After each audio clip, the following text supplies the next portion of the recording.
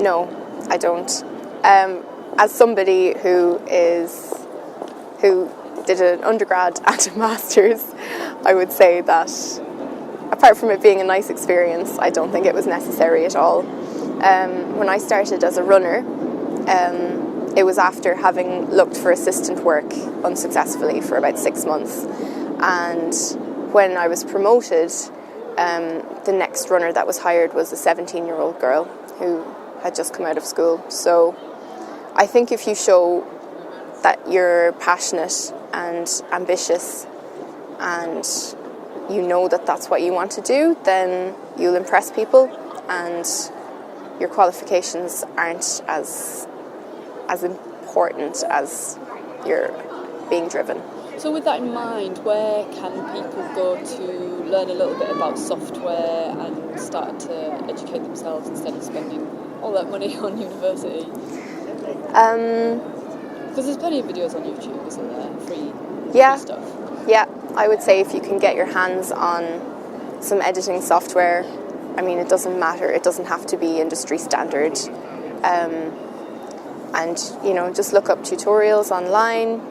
Just start making work. And having something that can speak for you will stand to you, I think. What steps can you take to become a runner rather than looking at the large post houses in Soho? Yeah. If you want to go to more boutique ones, what would you recommend? Yeah. What action to take? Well, I do my homework, you know, have a look online, find out as much as you can about different post houses, go on their websites, see who works for them, you know, look at their work. And I mean, what I did was I just went door to door with my CV and showed my face, said hi, you know, left my CV. And a lot of them don't accept paper CVs anymore. They're like, you're wasting your time, just send us an email. But I think showing your face is valuable as well. You know, let them know that you're a human being. And then follow it up with an email. Just say, nice to meet you. You know, just get them familiar with your face. Expect a few rejections. Just keep plugging away, and eventually something will come up. And if you're not lucky enough to live in London or one of the major cities that has an industry, a television industry, such as Manchester or Bristol, what course would you suggest to take? So you moved from Ireland. Yeah. You're economic migrant, effectively. Yeah. Do you think people need to do that? I don't think it's 100% necessary that you have to move to London in order to be an editor. I think work is a little bit more scarce in, you know, smaller cities, but it's just about meeting the right person at the right time. And if you put yourself out there and put your name out there, people are always willing to help people that are just starting out. So just ask anyone you can find in the film business or in media or whatever you want to do. Ask them for help.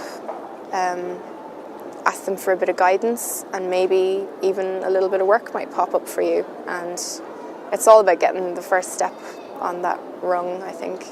So, yeah, it's a little bit more difficult for minor cities, but it's possible. I'm really impressed actually with Toni Collette. Like Little Miss Sunshine is one of my favourite movies, and I recently saw Hereditary, and she's just a completely different person in that film. She's an amazing actress, so if I ever get to work with her, I'd be happy. I've seen that. Is that a horror movie? It's a horror movie, yeah. It's terrifying. Yeah. I think the most recent film I saw is Hypernormalization by Adam Curtis, which is 3.5 hours of absolute craziness, but it's mind-blowing. And it's on YouTube as well, so I'm kind of obsessed with him right now. Yeah, it's about everything. It's a very broadly spanning description of how technology has affected the world and politics and everything in between. It's amazing. Talking about the Adam Curtis film, do you feel that social issues, given that the work you do at the moment, is that important to have work that is connected to that, or was that a strategic move that you've moved into that area? It's definitely something I feel strongly about. I think working in commercials for me was more about gaining experience, and once I had that experience, then you kind of have the luxury of choosing what path that you can take. Not to say that it's something I was seeking, but when I got the opportunity to work for charities and work for companies, that are on the ethical side and more socially engaging work, I took it. So, yeah, I don't regret it. I think I really enjoy it.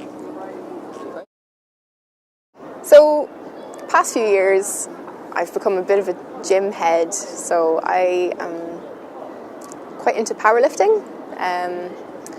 It's great when you have, when you've had a long day at your desk and you just get up and get active. So that was something I struggled with for a long time, and the gym really helps. So, yeah. It's a common complaint, isn't it, amongst editors? Oh yeah, they're all crippled. Everybody has bad posture. Oh God, that's a toughie. I really enjoyed Killing Eve, actually.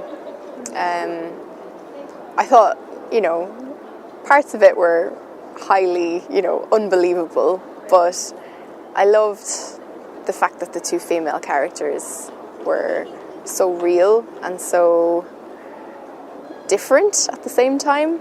And I just really enjoyed getting into their world, and I just thought it was hilarious. It's that real black humour. So that's my kind of TV show. I'd love to someday edit a feature film that I'm really passionate about.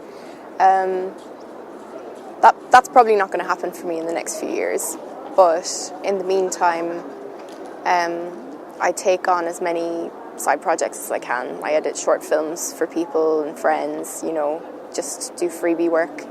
And slowly but surely building up a show reel, and hopefully someday I'll get the opportunity to work on a feature, and that's kind of top of my bucket list. So I don't know what I'll do after that. Do you know how to go about getting there? Is there a particular strategy that you've got in mind?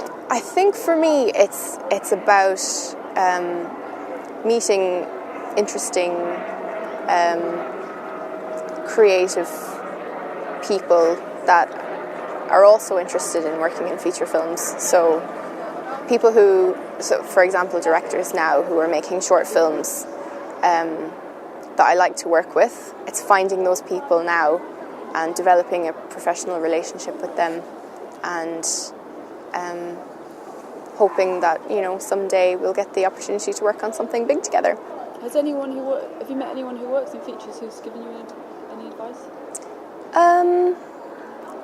Well, Tamsin Jeffrey, that I mentioned earlier, she's